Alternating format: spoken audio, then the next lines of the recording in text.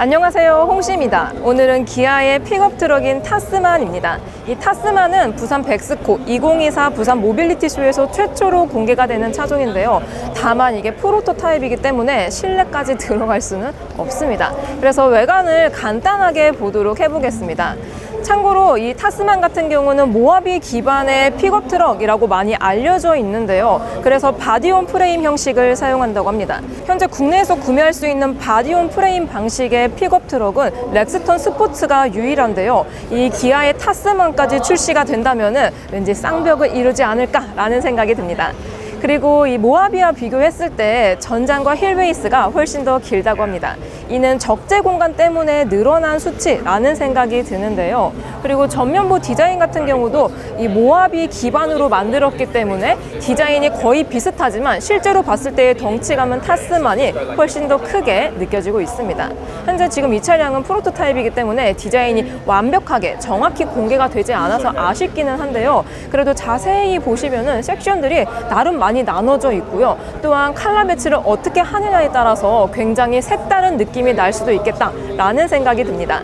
그리고 헤드램프의 경우 모하비와 비교했을 때 전혀 색다른 디자인을 가지고 있는데요. 세로 형식으로 들어가 있기 때문에 뭔가 저는 약간 지프의 감성이 느껴지지 않나 라는 생각이 듭니다. 방향지시등도 주간주행 등과 같이 공유를 하는 형태인 것 같아요. 그리고 이 차량은 현재 꽉두기 타이어가 적용이 되어 있습니다. 올 터레인 타이어가 적용이 되어 있기 때문에 오프로드에서 최강의 장점을 누릴 수 있는 타이어이지 않을까 싶은데요. 인치수 같은 경우는 현재 너무 멀어서 잘 보이진 않지만 한 20인치 정도가 되지 않을까 싶습니다. 그래서 기본적으로 타스만이 출시가 됐을 때 터레인 타이어가 들어갈지 안 들어갈지는 모르겠지만 이렇게 깍두기 타이어가 기본적으로 적용이 된다면 따로 타이어를 갈지 않더라도 오프로드를 쉽게 갈 수 있지 않을까 싶습니다. 현재 타스만의 측면부에 와 있는데요. 실물을 실제로 봤을 때의 느낌은 지프의 글래디에이터와 가장 흡사하지 않을까라는 생각이 듭니다. 그래서 각진 차체를 가지고 있기 때문에 국산이긴 하지만 뭔가 미국에서 만든 차라는 감성이 느껴지고 있고요. 특히나 전고가 상당히 높습니다. 이는 모하비보다 훨씬 더 높고요. 진짜 지프 글래디에이터와 비교해도 거의 차이가 나지 않을 정도로 최저 지상고가 상당히 높은 편에 속합니다. 그래서 돌밭이라든지 진짜 본격적인 오프로드도 훨씬 쉽게 갈 수 있지 않을까라는 생각이 들어요. 그리고 도어 개폐 방식은 기존의 모하비와 거의 동일하게 들어가 있고요. 차체 사이즈가 크기 때문에 사이드 미러의 사이즈도 모하비와 비교했을 때 조금 더 빅 사이즈가 들어가 있다라는 생각이 듭니다. 그리고 타스만은 내연기관과 함께 전동화 버전도 나올 예정이라고 하는데요. 사이드미러 아래쪽에 보시면은 카메라 모듈이 달려 있습니다. 그래서 왠지 360도 어라운드 뷰도 탑재가 되지 않을까라는 생각이 들고요. 특히나 타스만 같은 경우는 2025년에 출시 예정이기 때문에 기아에서 적용이 되는 최신 첨단 옵션들이 대거 적용이 되지 않을까라는 생각이 듭니다. 그리고 도장면은 현재 이 디자인이 정확히 공개가 되진 않았지만 휀단은 공개가 된 상태인데요. 자세히 가서 실물을 볼 수는 없지만 약간의 재활용 소재를 이용한 리사이클링된 소재가 들어가 있는 느낌이 듭니다. 그래서 일반적인 플라스틱 범퍼에 비해서 좀 더 색다른 느낌이 나고 있는 것 같아요. 그리고 휠 아치의 경우에도 차체와 거의 비슷하게 각진 느낌을 많이 가져가고 있습니다. 이런 디테일들이 모여서 이 차량의 디자인을 만든다라는 생각이 드는데요. 그리고 범퍼 라인도 상당히 각진 느낌으로 들어가 있는데요. 전면부는 거의 모하비와 비슷하게 들어가 있는 것 같아요. 그리고 범퍼도 측면에서 봤을 때 곡선을 거의 찾아볼 수 없을 정도로 직선의 사용 비율이 월등히 높습니다. 그리고 최하단부를 보시면은 약간 고리 같은 게 들어가 있는데요. 타스만은 픽업 트럭이기 때문에 견인도 할 수가 있다고 합니다. 정확하게 재원이 공개가 되진 않았지만 약 3,500km 정도는 견인을 할 수 있지 않을까라고 많이 나와 있는데요. 그렇게 된다면 웬만한 카라반 같은 경우는 충분히 견인을 할 수 있지 않을까라는 생각이 듭니다. 그리고 전면부 범퍼 아래쪽에 보시면은 카메라 모듈이 또 달려 있기 때문에 확실히 최신 옵션들이 많이 탑재가 되어 있지 않을까라는 생각이 듭니다.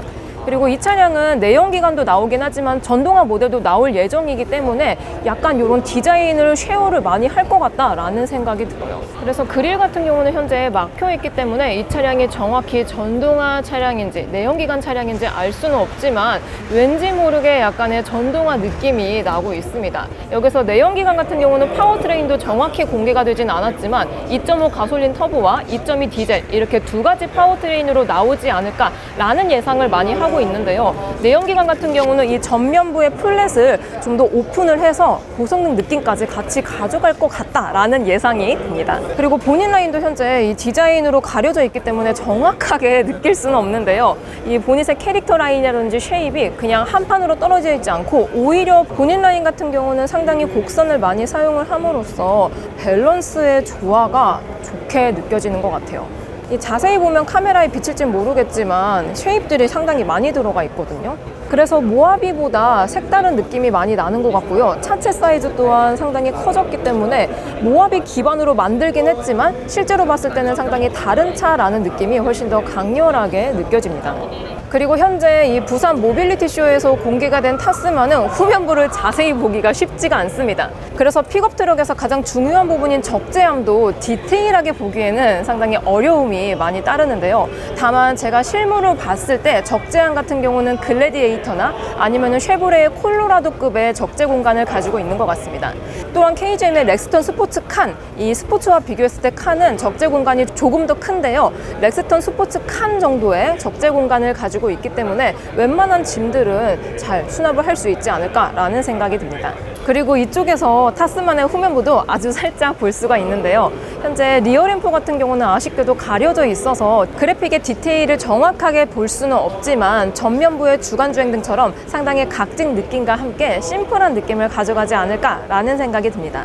또한 타스만 같은 경우는 최저 지상고가 상당히 높은 편에 속하기 때문에 운전자가 탑승했을 때 상당히 어렵지 않을까라는 생각이 드는데요. 그래서 이 번호판 아래쪽에 발판을 마련한 것 같습니다. 그래서 적재함에서 적재를 하고 뺄 때는 이 발판을 이용해서 싣고 내리고 할 수가 있는 느낌인 것 같고요. 그리고 번호판 좌우측에 보시면은 뭔가 공구함처럼 보이는 네모 박스가 있는데요. 정확하진 않지만 왠지 저기도 수납 공간으로 활용을 하면 상당히 메리트가 있지 않을까라는 생각이 듭니다. 그리고 좌우쪽, 범퍼 좌우쪽에도 이 짐칸을 오르내리기 쉽도록 발판이 따로 마련이 되어 있습니다. 이런 것들은 이제 수입 픽업 트럭과 비교했을 때 쉐어하는 부분이 상당히 많은 것 같아요. 자, 이렇게 오늘 새로 공개된 기아의 타스만을 살펴보았습니다. 실제로 보았을 때 기존의 모하비가 생각이 나지 않을 정도로 전혀 색다른 디자인을 가지고 있는 게 특징인 것 같습니다. 다만 출시는 2025년 예정이기 때문에 가격이 공개가 되진 않았는데요. 기존 모하비의 경우 5천만 원대의 가격을 형성하고 있기 때문에 픽업 트럭 같은 경우는 이보다 조금 더 낮은 가격으로 나와야지 승부가 있지 않을까라는 생각이 듭니다. 그럼 저는 다음 영상으로 찾아뵐게요. 오늘도 저의 영상이 재밌고 도움이 많이 되셨다면 좋아요와 구독 그리고 알림 설정까지. 다음 시간에 또 뵐게요. 안녕. 빵.